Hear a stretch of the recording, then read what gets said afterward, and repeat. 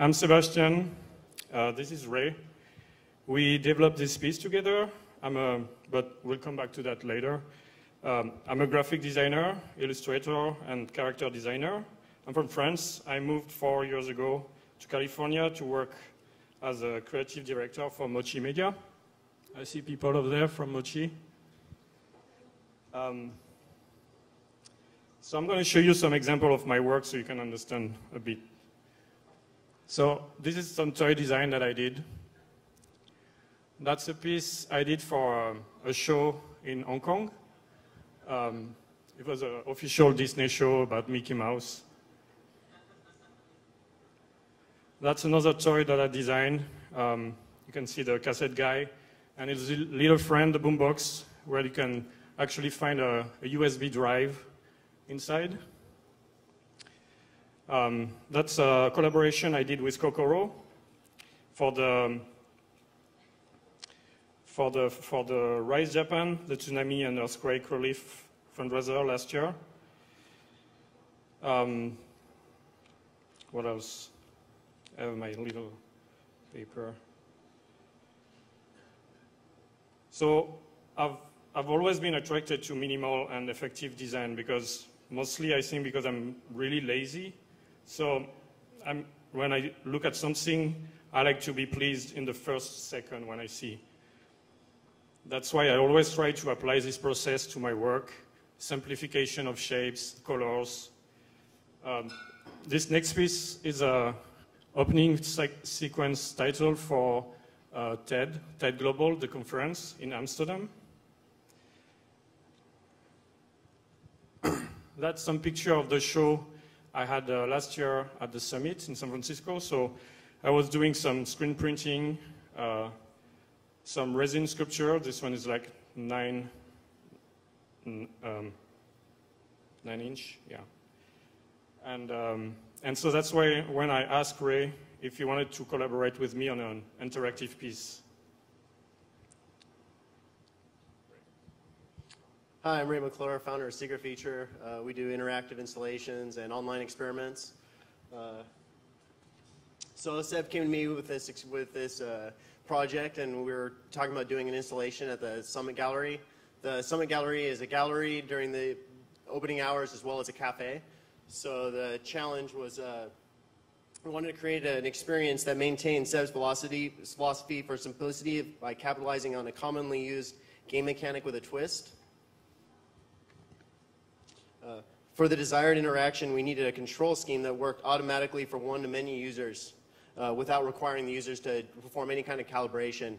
Typically with a Kinect, specifically at the time we developed this, people would have to walk in front of it and put their hands in the air for the Kinect to realize that there were people on the screen, and usually I think it was limited to about 1 or 2 users.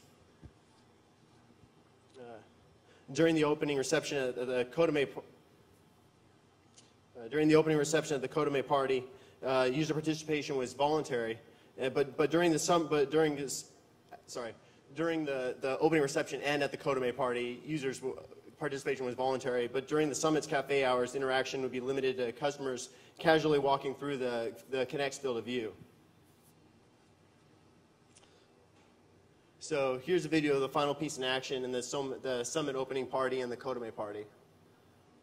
Turn up the lights. Surprising to see how the simple interaction progressed from the opening at Summit to the evening party at CODAME. Maybe we could bring. Can we bring the lights? No, there's no sound at this part. Yeah. The light down.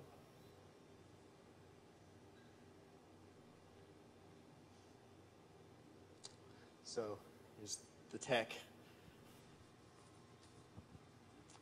This is developed in Cinder, which is a C++ creative coding library.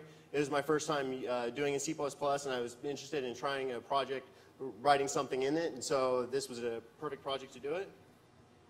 Doing it in C++ allowed it to perform very fast, as well as being multi-threaded.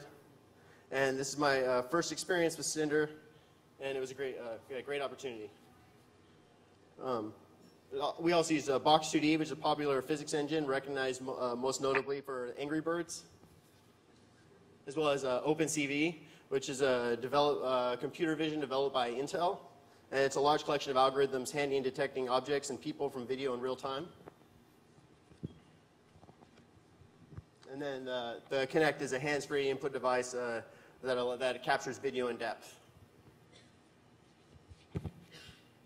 So this piece of so that's the piece over there working, and so it's a really casual experience, and there's a lot of different ways people can use it. The objects are flowing off the screen on one side and returning on the other. And right now it has a really slow, the depth is not very far, but during the installation we had it pretty large, so lots of people could walk up and be able to hit the shapes on some sides as well as the others. I'm going to turn something out real quick.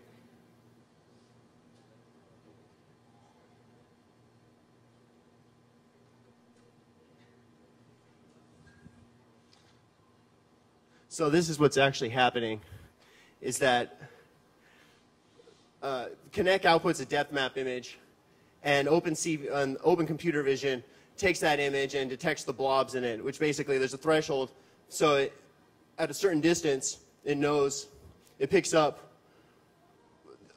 your hand or whatever you put forward. You can put your foot. And then that interacts with the object on screen.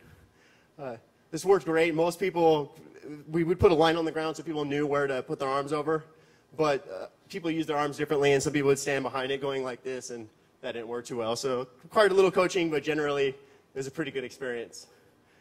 So it allowed these blobs, on these blobs it attaches a handle, and it pulls these objects in the direction. Yeah, that's basically how it works.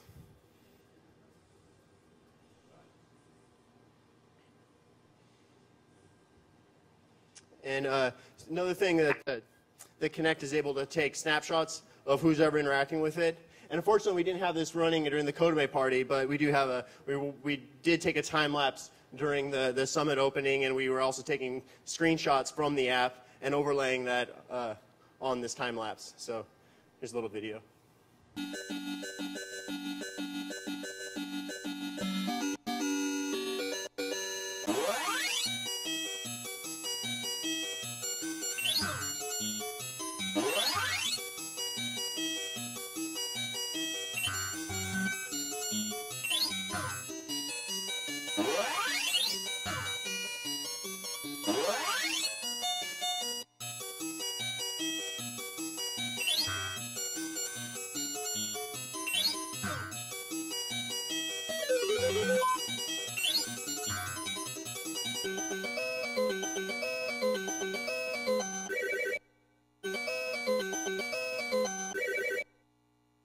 Thank you.